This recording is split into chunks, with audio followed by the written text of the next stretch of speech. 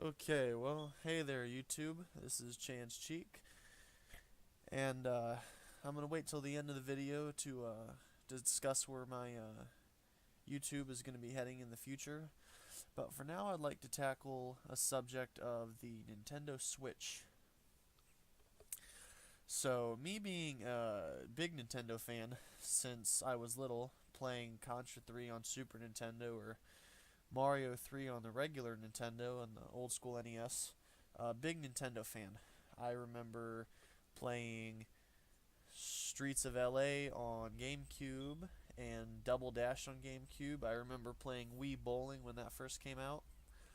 So, of course, when the Wii U came out, I wanted it super bad.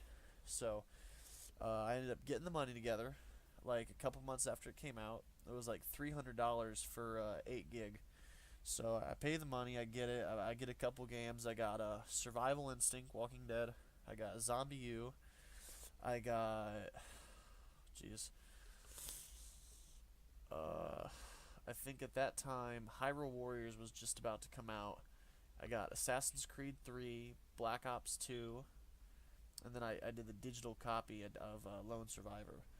So I ended up getting my Wii U. I got home and hooked it up, and I have no complaints about the console itself. I can say 100% that I did love the Wii U. I love the controller because I'm a handheld person. I love my Game Boys, my DSs, my PSPs. So the fact that I could take it, turn off the TV, and it would keep playing the game on my tablet was very appealing to me. That's why I got into it.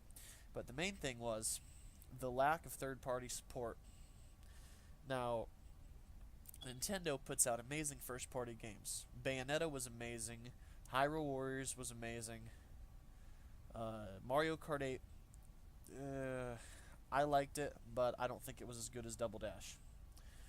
But the issue is, it takes them a while to make these first party games because they make them excellent. And nothing against Nintendo, their first party is amazing. Amazing first party support for every one of their consoles. But the issue is, when my friends are getting Xbox Ones and PS4s, and then there's my friends who are into PC, they're getting everything that's coming out. You know, Halo Master Chief Collection had just came out, and the Drake's Fortune and all that, and the Uncharted Collection, and all these good games are coming out. And here's me with my Wii U trying to support Wii U Master Race. We had Hyrule Warriors came out. Then a couple months later, Bayonetta 2. And there was a couple indie eShop games in between there. But mainly it was just those two. It's because the Wii, while it sold amazing, from a technological standpoint and from a gamer standpoint, it was kind of a failure. Because whereas it sold a lot, it was on that original gimmick of motion controls. So, you know, you play Wii Tennis and Wii Bowling, and it was fun. I played the boxing with my family, but, you know, nobody bought a Wii to play Black Ops 3, or Black Ops at the time. Nobody bought a Wii to play Modern Warfare, World at War. You know, nobody played Final Fantasy 13 on a Wii. Granted, it didn't come out on it, but, you know, when you wanted to play big games and have all this, you bought a 360 or a PS3 or a PC. So the issue was, the first mistake they made was calling it the Wii U. Everyone thought it was just the controller was an expansion for the original Wii. The second issue is the second issue is there was so much third-party support on the original Wii. You know, every Call of Duty was on the Wii. You know, Modern Warfare 1, 2, and 3, Black Ops, World at War 3, they were all on the original Wii. So, and nobody really bought them though. You know what I mean? That's why even now, you know, 10 years later when you go to GameStop, Black Ops on the Wii is $30 versus it's $4.99 on PS3 or 360. That's because nobody bought it. Everybody had a 360 they played Black Ops on. You know, you bought your Wii to play Mario Tennis and to play Mario Galaxy. So you got people like Ubisoft and EA and Activision who supported the Wii the entire time it was out. All kinds of releases, everything. You know, the Wii had a big library. A lot of it was shovelware, but there were a lot of good quality titles. But the issue is They lost money though because they supported it with all these games. So when it came around again and nobody bought the Wii U, they just didn't want to make games for it. You know, they had the initial, the Zombie U, the Black Ops 2, the Ghosts, but that was it. Versus the PS4 and the Xbox One, who were having all these games come out for it and all this support from everybody. So, once again, here's all my friends who were playing Master Chief Collection, playing Halo 5, playing all these games, Advanced Warfare, and here's me holding up my copy of Hyrule Warriors saying Wii U Master Race. So that was the biggest problem I had with the Wii U. I paid all this money for it, and I was so excited. And within 2 months, I had basically beaten all the library for games I like. Like there were a lot more games out for it than I played, but I wasn't into those. So for all the games that I thought were good, about 15 good games, I beat those. And then I just scratched my head like, well, what do I do now? I beat all these and I paid all this money for this, but there's no games coming out for it. And then I was looking forward to Xenoblade Chronicles X. At that time, it was supposed to come out a month after I got my Wii U, and as the closer it got to its release date, they ended up pushing it back another year. So there I was, trying to support Wii U Master Race, with my game extended a year. I beat all the games that I wanted for it, and it was just hard to do. So another issue was a lot of the games that were on the Wii U were also on the 360 and PS3. So the Wii U was underpowered. But at the same point, though, it didn't help at all that the same games being released for the previous gen, the 360 and the PS3, were being released on this next gen Wii U. It didn't help. So when it comes time around for this new Nintendo console, the Nintendo Switch, you look at the release date, and I'm going to try not to be biased. I'm not going to judge by launch because there's usually, when a console launches, there's not a crazy ton of games. But I am going to be a little bit weary and cautious because the majority of games for the Switch are ports from the Wii U, which that's not a bad thing. Mario Kart 8 Deluxe looks good. Breath of Fire, it's going to run better on the Switch. But the thing is, I don't think I heard it had an amazing launch too. The Switch, I've heard from Game Informer and IGN and Polygon and all kinds of things that the Switch had one of the best launches of a console ever, which I'm happy for Nintendo. That's great.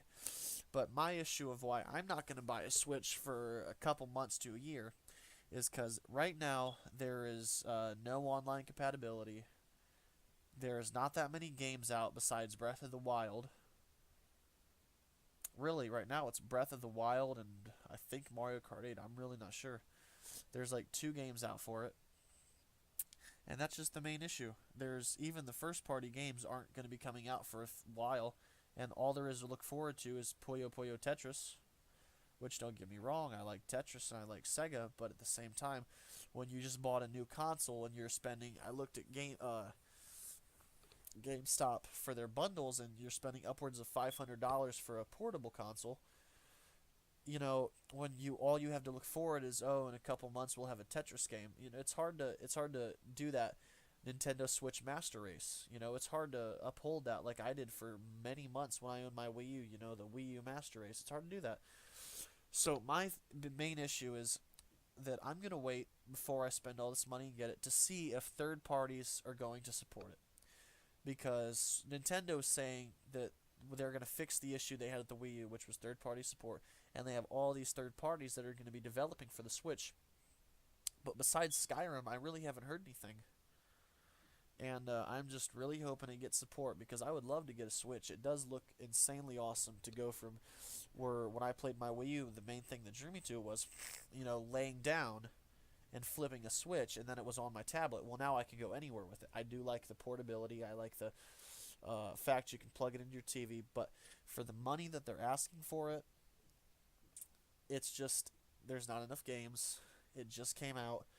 You won't know if third parties are actually going to support it until a year into the games, until the console's release. So right now, as the Switch stands, in my opinion, it's a overpriced Zelda machine. Which there's nothing wrong with that, because I have Breath of the Wild has gotten amazing reviews. It's done fantastic from what I've heard. It looks amazing. I would love to play it, but at the same time, to spend upwards of $500 for Breath of the Wild, just it isn't economical for a lot of people. So my main thing is I'm gonna wait at least a year before I purchase my Switch, or even determine if I'm going to, because if I'm gonna put my faith in Nintendo again and spend that much money and go into it, I need to know that, hey, I can play more than this, and I won't have, my library beat in, a few months. That there's going to be keep being releases, the games are going to be good, and the third party games are going to at least have some type of quality. So that's mainly my issue with the Nintendo Switch. So that's that.